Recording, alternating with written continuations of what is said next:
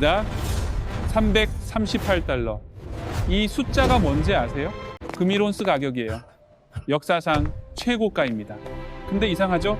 서민들은 비싸서 못 사겠다면서 금을 팔고 있어요. 근데 부자들은요, 가격표도 안 보고 금을 쓸어 담고 있습니다. 심지어 지금이 가장 쌀 때라면서요. 도대체 왜 그럴까요? 그 사람들이 돈이 남아 돌아서 금을 사는 걸까요? 아닙니다. 부자들은 바보가 아니에요. 그들은 우리가 보지 못하는 뭔가를 보고 있어요. 오늘 데이터를 한번 보세요. 금리가 16%예요.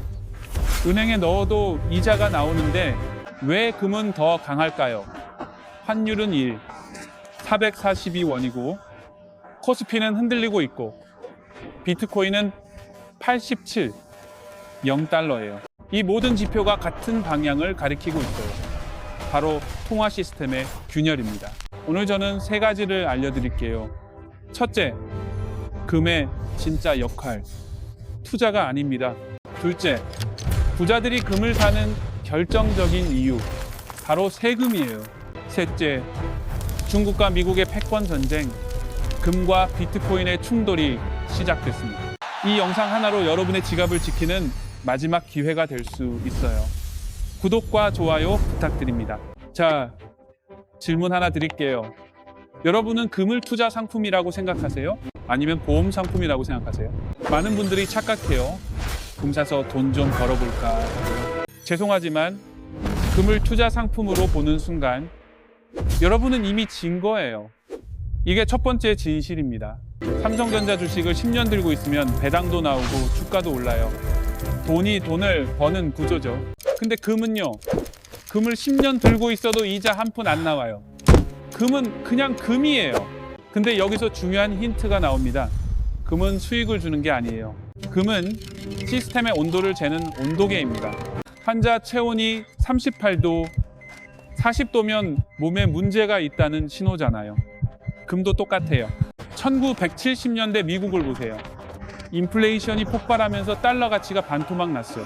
그때 현금만 들고 있던 사람들은요, 망했어요.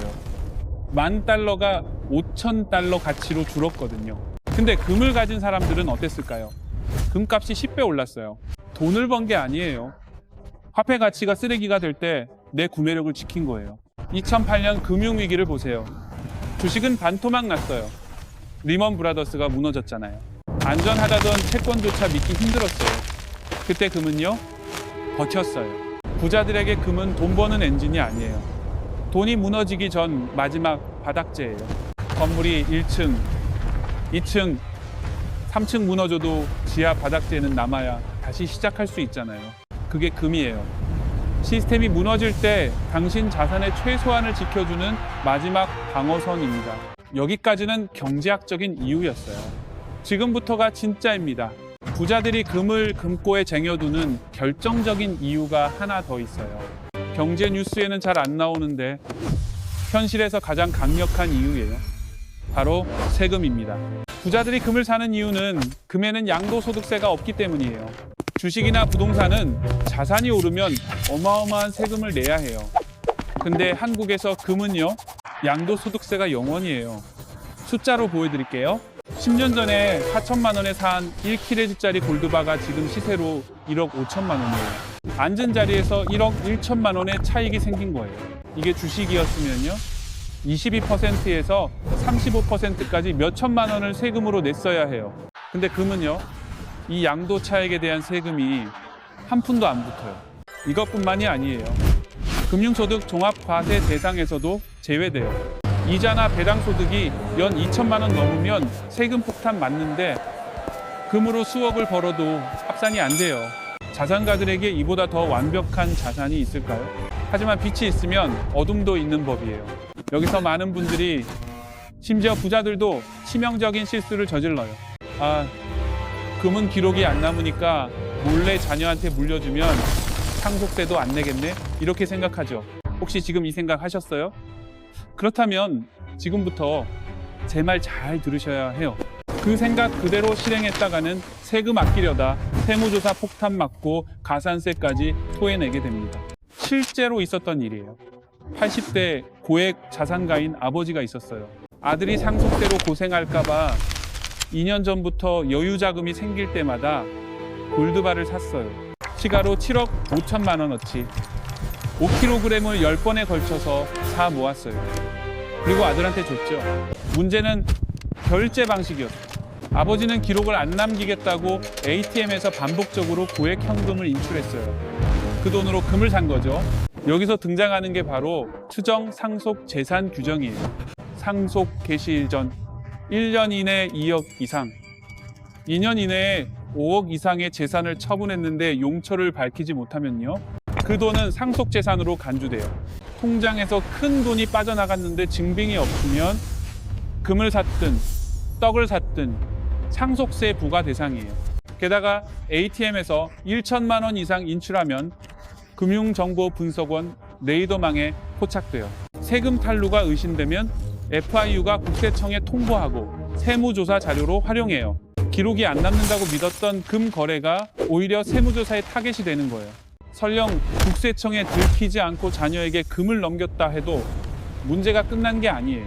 자녀가 그 금을 팔아서 아파트를 샀는데 자금 출처를 소명 못한다면요, 증여받은 것으로 간주돼서 증여세에 가산세까지 물어야 해요. 상속세와 증여세는 보통 10년 부정행위의 경우 최대 15년까지 과세할 수 있어요. 10년이라는 시간의 기대는 꼼수는 통하지 않습니다. 정리할게요. 금은 양도소득세가 없고 금융소득 종합과세도 아니에요. 자산가들에게 매력적인 건 맞아요. 하지만 상속증여 회피 수단이 되지는 않아요. 부자들이 금을 사는 이유는 분명해요. 세금 혜택 때문이지 탈세를 위해서가 아니에요. 근데 여기서 끝이 아니에요. 더 큰 그림이 있어요. 지금 중국이 금을 미친 듯이 사 모으고 있어요. 왜 그럴까요? 중국에게 금은 자산의 문제가 아니에요. 패권의 문제예요. 중국은 달러 패권에서 벗어나려고 해요. 위안화를 국제화시키려면 담보물이 필요하거든요. 미국 달러는 뭘로 담보됐어요? 1975년부터 사우디 석유였어요. 페트로달러 시스템이죠. 하지만 이제 사우디도 흔들려요. 중국이 하루에 500만 배럴을 수입하니까요. 중국은 사우디에게 제안했어요. 위안화로 석유를 결제하면 상하이 금거래소에서 금으로 바꿔주겠다고요. 결과적으로 금과 석유의 거래예요. 이 거래가 활발해질수록 상하이 금거래소에는 현물 수요가 폭증해요. 그래서 뉴욕과 런던의 금이 중국으로 빨려 들어갔어요. 문제는 뭐냐면요, 뉴욕과 런던은 선물 매도로 금값을 눌러왔거든요. 근데 청산할 현물이 사라졌어요. 선물 매도 포지션이 뚫린 거예요. 그래서 지금 금값이 시장 가격으로 수렴하고 있어요. 미국의 통제력이 사라진 거예요. 그러면 미국은 어떻게 대응할까요? 중국이 근본 이제를 추진하면 달러 패권은 끝나요. 미국은 그걸 막아야 해요. 방법은요? 비트코인 스탠다드예요.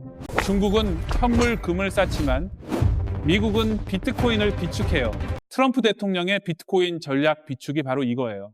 전 세계가 근본 위제를 따를까요? 비트코인 본위제를 따를까요? 아직은 미국을 따라가겠죠. 그래서 금과 비트코인이 동시에 오르고 있는 거예요. 패권 전쟁의 무기들이니까.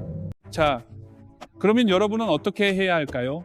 실전 전략 들어갑니다. 첫째, 금으로 단타 치지 마세요. 금값이 오르니까 사고, 떨어지니까 팔고, 이건 주식이에요. 금은 보험이에요. 보험을 사고 팔면 수수료만 날려요. 둘째, ETF와 실물의 목적을 구분하세요. ETF는 편하죠? 클릭 한 번이면 되니까요. 근데 ETF는 종이금이에요. 금융 시스템이 마비되면 ETF 계좌도 못 열어요. 시스템 리스크를 대비하려면 실물 금괴가 있어야 진짜 안전해요. 여기까지 10분을 투자하셨어요. 이제 2분만 더 보시면 핵심을 다 아실 수 있어요. 가상 시뮬레이션 하나 볼게요. 37세 직장인 김대리가 있어요. 자산 1억을 주식 80%, 현금 20%로 들고 있어요.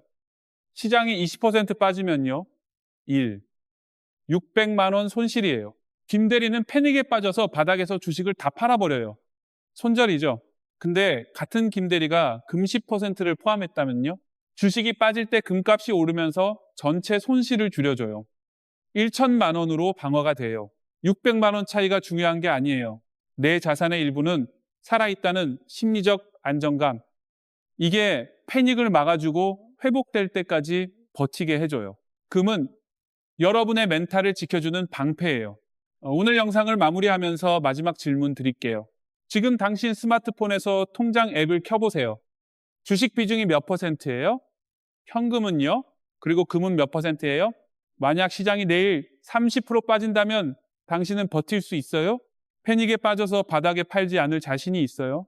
금 비중이 0%라면 당신의 포트폴리오에는 안전장치가 없는 거예요. 100% 공격이에요. 브레이크 없는 차를 타고 고속도로를 달리는 것과 같아요. 금은 속도를 내는 엔진이 아니에요. 방향을 잡는 핸들이에요. 절벽 앞에서 멈출 수 있게 해주는 브레이크예요. 여러분들은 언제 이 핸들을 장착하실 건가요? 금이 비싸다고 투덜거릴 때가 아니에요.